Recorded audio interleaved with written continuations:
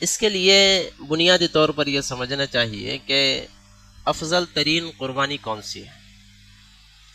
قربانی صرف ہمارے چند ایک پیسوں کی قربانی نہ ہو، بلکہ ہمارے جذبات کی قربانی ہو، ہمارے خواہشات کی قربانی ہو، اور ہماری عقل کی قربانی ہو۔ جو چیز ہمیں سمجھ میں نہیں آ رہی ہے پھر بھی ہم کرتے چلے جائیں، یہ اصل میں قربانی ہے۔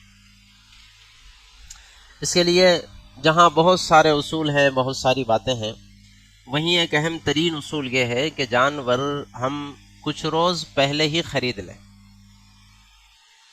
قربانی کو افضل ترین بنانے کا ایک اصول یہ ہے کہ ہم جانور بہت پہلے خرید لیں۔ آدمی اگر ایک گھر میں بھی رہتا ہے، کسی گھر میں کرائے سے بھی رہتا ہے، 2-4 مہینے 2-4 سال رہنے کے بعد اس گھر کے چھوڑنے کی ضرورت پڑ جائے تو وہ در و دیوار بھی جلدی بھولا نہیں پاتا۔ قریب رہنے والی چیزوں کی ایک قسم کی محبت انسان کے دل میں بیٹھتی ہے۔ بھئی اتنے سال ہم نے اس میں گزارے ہیں، یہاں ہمارے بچے کبھی کھیلے ہیں، اس گھر کے ساتھ، ان دیواروں کے ساتھ ہماری خوشیاں اور ہمارے غم لگے ہوئے ہیں۔ چھوڑتے ہوئے آدمی کو ذرا نہ ذرا دل میں تکلیف کا احساس ہوتا ہے۔ تو گھر کی بے جان دیواریں ہیں، ان کے ساتھ انسان کا تعلق ہو تو ان کو چھوڑتے ہوئے دل پر تھوڑی ہی صحیح تکلیف کا احساس ہوتا ہے۔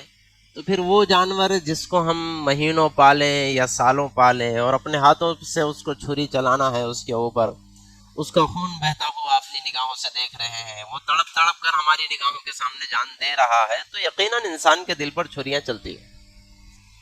اور یہ جو انسان کا اندر سے مادہ ہے، اندر سے جذبات ہے، اصلاً اسی کا نام قربانی۔ افضل ترین قربانی تو اس کو کہا جاتا ہے کہ جانور ہم سے اتنا مانوس ہو جائے جیسے جانور پالنے والوں سے مانوس ہو جاتا ہے۔ ہم سب جانتے ہیں بھینس ہو یا گائے ہو یا بکری وغیرہ بھی ہو، خاص ایک آدمی ہوتا ہے اسی کو دودھ دہنے دیتی ہے۔ ہر ایرا غیرہ کسی بھینس کا یا گائے کا دودھ نہیں نکال سکتا۔ وہ انسیت کی بات ہوتی ہے۔ جانور بعض لوگوں سے ایسے مانوس ہو جاتے ہیں، ان کو یوں سمجھتے ہیں کہ یہ تو ہمارا اپنا ہے۔ تو قربانی کے لیے بھی جس جانور کی ہم قربانی دے وہ بھی ہم سے اس طرح سے مانوس ہو جائے، یہ ہمیں کوشش کرنی چاہیے۔ یہاں سے کہنا مقصود یہ ہے کہ جن لوگوں کو سالڈ مکمل جانور کی قربانی دینی ہو، ان لوگوں کو 8 تاریخ 9 تاریخ کا انتظار نہیں کرنا چاہیے، ابھی سے جانور خرید لینا چاہیے،